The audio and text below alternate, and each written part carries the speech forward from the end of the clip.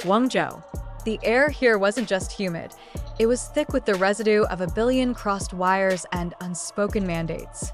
For 3 years, I had been April Lee, a senior investment consultant specializing in belt and road infrastructure financing, headquartered in a hypermodern tower overlooking the Pearl River. My apartment, 38th floor, minimalist design, offered a panoramic view, which was precisely why I chose it. It gave me early warning of any anomalous movement on the rooftops opposite. But the real surveillance wasn't visual, it was ambient. It was the low-frequency hum in the walls, the fractional delay in the 5G signal when I tried to use a burner phone, the way the local police chief, Director Lin, always seemed to know which Sichuan restaurant I favored before I even booked the table. The objective of the Silk Road Gambit was simple: retrieve the master encryption keys controlling the slush fund linked to 3 key Pakistani ports and the critical rail segment through Laos. These keys were locked down in the server banks of the state-owned Guangdong Development Bank, GDB. My primary asset, an ethical hacker named Ghost, had signaled his access window was closing, and his transmissions had suddenly ceased, replaced by a clean, terrifying silence. That silence was my alarm bell. The double life was no longer a disguise. It was a pressurized diving suit, and the airline was thinning rapidly. I knew the MSS wasn't just observing. They were circling. The shift came 3 weeks ago. The subtle changes in the cleaning crew's schedule, the installation of a new, highly directional parabolic dish on the adjacent tower, supposedly for climate research. I found the signature of a sophisticated air-gap intrusion attempt on my secured laptop, an attempt that failed, but told me they were desperate. They knew I was hunting the keys, but they didn't know how or where I intended to strike. My only viable escape route, the Delta Run, extraction via a fishing vessel, required a 48-hour clear window. Lin wouldn't give me that window for free. I had to offer him something irresistible, a distraction so valuable, so complex, that he would be forced to pause the hunt, if only to dissect the gift. That gift was the fake intel, the centerpiece of the gambit. The pressure began to boil over not with a bang, but with the specific sound of my apartment's ventilation turning off and then restarting, precisely 14 seconds later than the standardized maintenance timer allowed. This confirmed acoustic monitoring was now integrated into the environmental systems. I immediately checked the microsensor I had installed beneath the HVAC unit's primary filter. It was gone. They had physically entered. I spent the next 12 hours performing a level 4 sweep, dismantling fittings, checking power relays. Nothing else was found, which only increased my paranoia. They were professionals who knew what to leave behind. I confirmed the worst about Ghost when I attempted the prearranged dead drop in a derelict temple garden outside Foshan. The usual marker, a specific arrangement of pebbles atop a weathered stone lion, was replaced by a single, carefully placed, non-indigenous orchid. It was a flawless countersignal. Ghost was gone, and the MSS was managing his channel.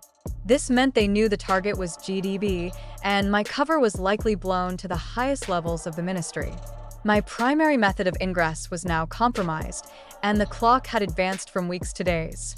I moved to the contingency plan, Operation Nightingale. This involved utilizing my cover persona's access to high-level financial databases to construct a deepfake intelligence package. The goal wasn't just distraction, it was misdirection on a strategic scale. The package needed to be so compelling that it would shift Beijing's intelligence focus from the south, Guangzhou, to the western interior, Xinjiang/Pakistan border. I fabricated a scenario involving a rogue faction within the Pakistani military attempting to siphon BRI funds using a novel, unsecured cryptocurrency network based in Urumqi. The narrative was meticulously built on known but unproven fears within the Central Committee regarding Uyghur separatism and cross-border finance. Every timestamp, every fictional blockchain address, every pseudonymous stakeholder profile had to be forensically sound. The sheer complexity of creating verifiable lies that looked like genuine state secrets required constant, caffeine-fueled focus, while simultaneously maintaining the facade of the high-stakes investor, arguing over steel futures and hedging currency risks. Manufacturing the Mirage was less about writing a script and more about designing a flawless piece of technical forgery. It had to survive forensic scrutiny by state-level cyber counterintelligence units. I knew Director Lin would immediately hand the data to his technical director, a woman known only as the mathematician.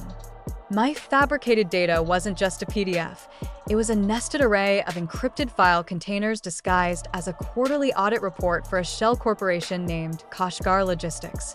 Inside, the core components included detailed, but non-existent, blockchain ledger extracts showing suspicious transactional activity, specifically large transfers utilizing a custom, high-frequency settlement protocol.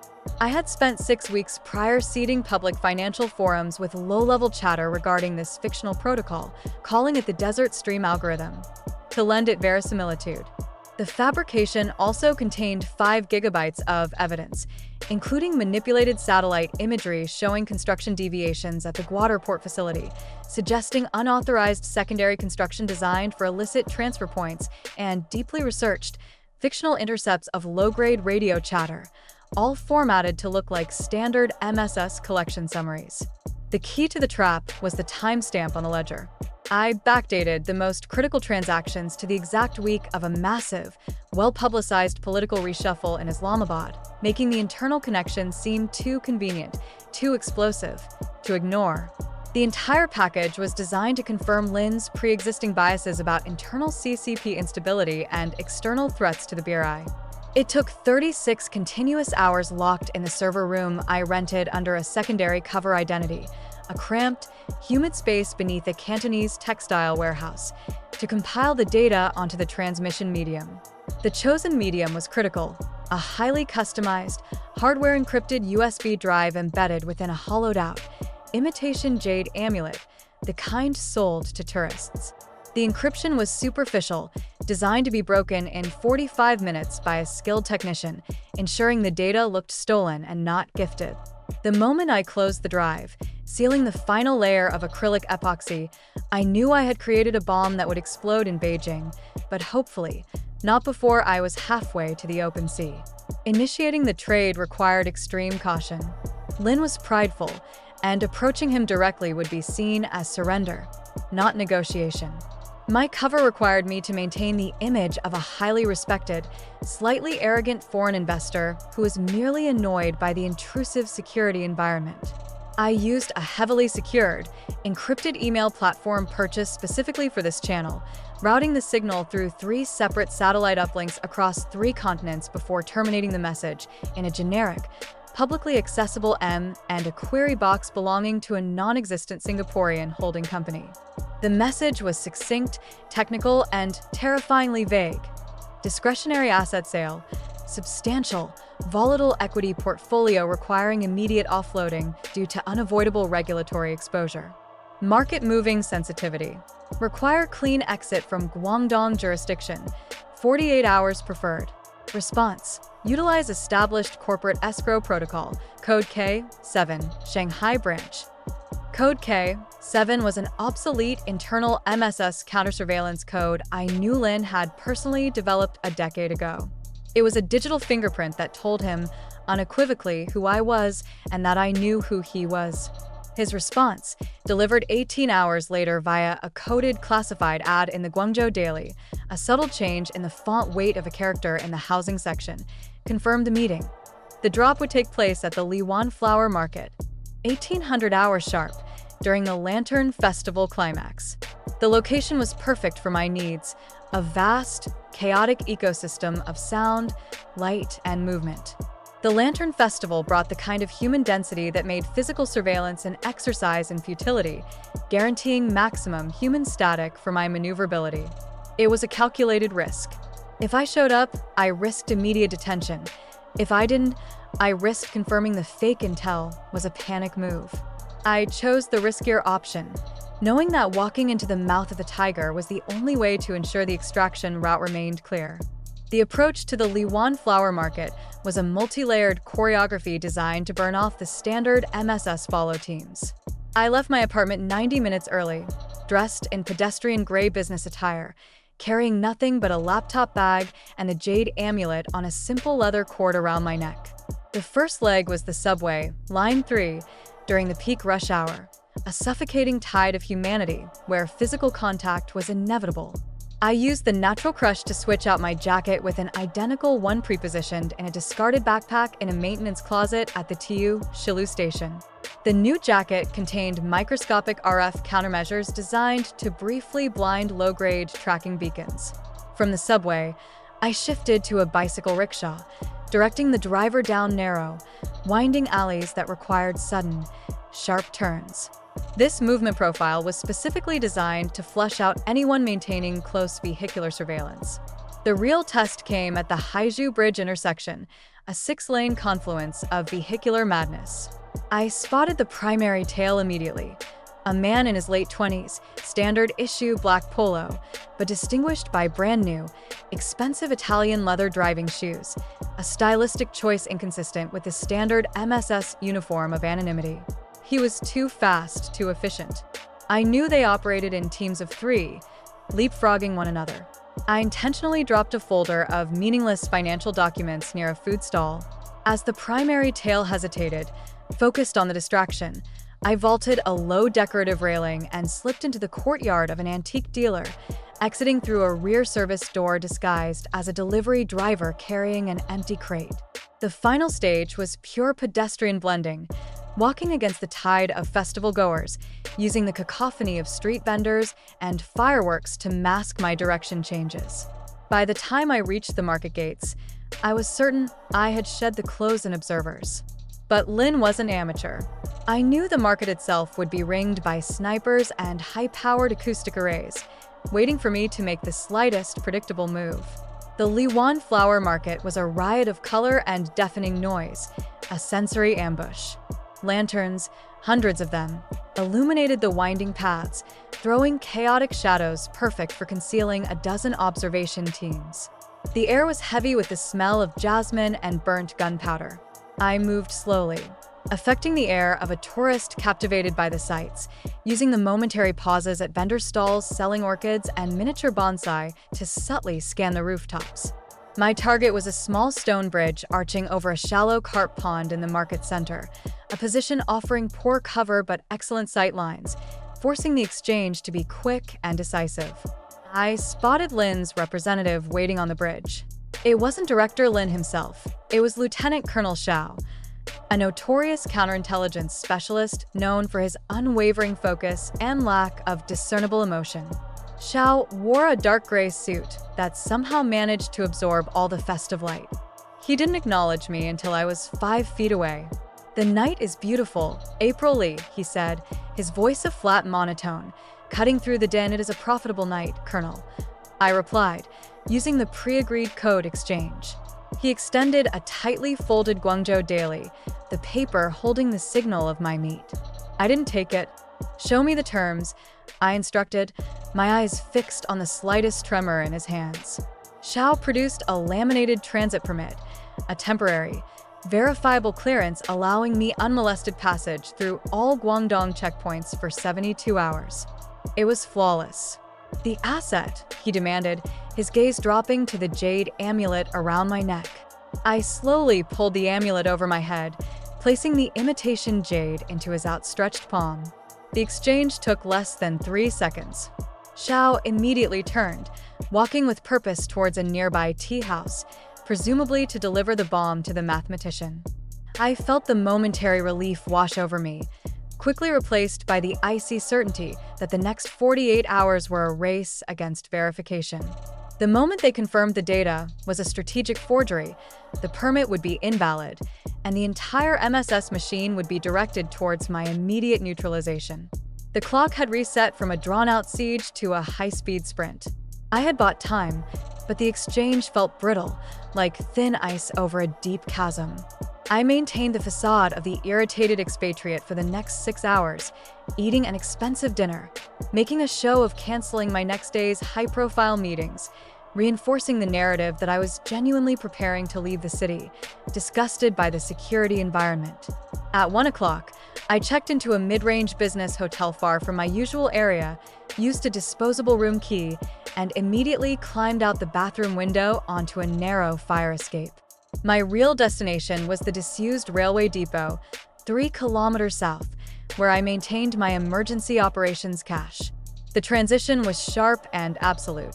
The analyst persona vanished, replaced by the operative. I stripped off the business clothes, exchanging them for a Kevlar-reinforced composite fiber jumpsuit, soft-soled tactical boots, and a customized communications harness. The cache included essential breaching tools, a spectrum analyzer, and the specialized access gear I needed for GDB. The weight of the gear was grounding, replacing the weight of the lie. The intel swap had been my Hail Mary to ensure the GDB building's standard security parameters remained intact. Lin wouldn't risk compromising his new data stream by deploying massive physical assets until he verified the intelligence. This was my window to hit the target. The GDB building was a formidable, modern fortress, reliant on biometric access and a sophisticated internal surveillance network managed by AI pattern recognition. The keys I needed weren't just data. They were the core access token that would unlock years of financial subterfuge. My asset, Ghost, was meant to create a 90-second internal distraction. Since he was compromised, I had to rely entirely on tradecraft, timing, and a very complex piece of social engineering involving a forged GDB maintenance identification badge that would give me limited access to the building's sub-basement ventilation network. The infiltration of the Guangdong Development Bank tower began at 3:45. I approached the building from the subterranean loading dock level, disguised in the forged uniform of an HVAC technician. The forgery was perfect, right down to the specific wear patterns on the synthetic fabric. I bypassed the initial biometric scanner using a pre-recorded retinal scan Ghost had provided months ago, playing it through a modified contact lens synchronized with the door sensor. My target was the Level B3 server room, the vault for the high-security terminals. My chosen ingress was a narrow ventilation shaft that ran directly above the dedicated server floor. Navigating the shafts was torturous, hot, dusty, and agonizingly slow, demanding absolute silence. The GDB building utilized acoustic sensors tuned to detect specific frequencies associated with metallic grinding or rapid human movement. Every shift of weight, every manipulation of the shaft screws had to be performed with calculated, feather-light pressure. I used a specialized thermal cutter to melt a clean hole in the ductwork leading into the restricted corridor outside the server room door. The lock on the door was a state-of-the-art dual-key cryptographic cipher. I ignored the lock entirely, opting instead for a rapid bypass of the emergency manual release mechanism hidden behind the wall panel. A 5-second flash of a high-powered EMP pencil neutralized the surrounding motion sensors for the brief window I needed. I slipped inside the server room, a cold, dimly lit sanctum humming with the power of high-level finance. Inside the server room, the air conditioning units thundered, creating perfect white noise. I moved to the designated terminal, the single, shielded console that Ghost had identified as the network's access point to the encryption matrix. The retrieval process was agonizingly simple.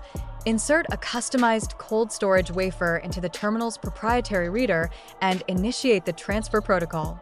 The keys, a 128-byte sequence, were downloaded in 86 seconds. The mission was complete, but as the wafer flashed green, indicating successful retrieval, a realization struck me with the force of a physical blow. The cold storage reader I was using was running an old, specific operating system, an OS that only Ghost, or someone using his customized build, would have known to target. Ghost hadn't been flipped, he had been executed, and the MSS had used his forensic imprint to set a secondary trap. The alarm didn't sound immediately, but the environment shifted. The heavy internal door I had bypassed slammed shut, sealing me inside. A low, synthesized voice, not Director Lin's, but the mathematicians, came over the internal speakers. "Thank you, April." The fake data was quite sophisticated. A shame we wasted 46 hours verifying its brilliance. The secondary timer, based on Ghost's access signature, was always our contingency. I had been played. My escape route was sealed, and the MSS was flooding the corridors above. Panic was not an option. I scanned the room desperately, spotting a forgotten maintenance conduit, a pressurized waste chute designed for secure destruction of hard drives. It was narrow, suffocating, and terrifyingly risky. Using a small, high-explosive charge, I blew the secondary lock on the chute's entrance hatch. The impact was deafening, momentarily deafening the localized acoustic arrays. I tossed the retrieved encryption keys, now contained in a titanium sleeve, down the chute, following them instantly, plunging into the darkness and the smell of ozone and burnt metal. I was betting the MSS would prioritize the keys over my capture, hoping the chute would lead to an unsecured exit point. The pressurized chute ejected me, bruised and disoriented, into a vast underground storm drain several blocks from the GDB tower. The maneuver was reckless, but it had worked. I was out of the primary target zone. The sirens were now screaming across the city. The MSS knew I was loose and that I had the keys. This was the Delta Run. I moved rapidly through the sewage tunnels, utilizing a pre-mapped route that led directly to the docks of the Pearl River. My extraction contact, a taciturn smuggler known only as the Fisherman, was waiting. He owned a battered fishing junk, the Jialong, modified to look like a legitimate commercial tourist vessel. The river was choked with thick, unnatural fog, a localized weather phenomenon I had paid substantial resources to manufacture using portable aerosol generators placed upstream hours before. The fog was my shroud. I boarded the vessel, discarding the stained tactical gear and retrieving the titanium sleeve containing the keys from the river's edge, where it had been flushed by the chute's pressure surge. The fisherman immediately shoved off into the dense whiteout. We navigated the treacherous delta, maneuvering through the chaos of official patrol boats whose searchlights were reduced to useless, blurry cones in the fog. The psychological toll of the gambit finally hit me. I had successfully traded a sophisticated piece of digital fiction for my survival, but the price was paid not just in paranoia, but in the betrayal of a dead asset whose fate I had unknowingly sealed. As the Jialong finally slipped past the final harbor buoy and into the South China Sea, the heavy, suffocating weight of Guangzhou lifted, replaced by the crushing realization that the surveillance was never just physical. It was an internal parasite, an ambient hum that would follow April Woods wherever she went, a memory of the perfect trap she had escaped, but only by springing it herself.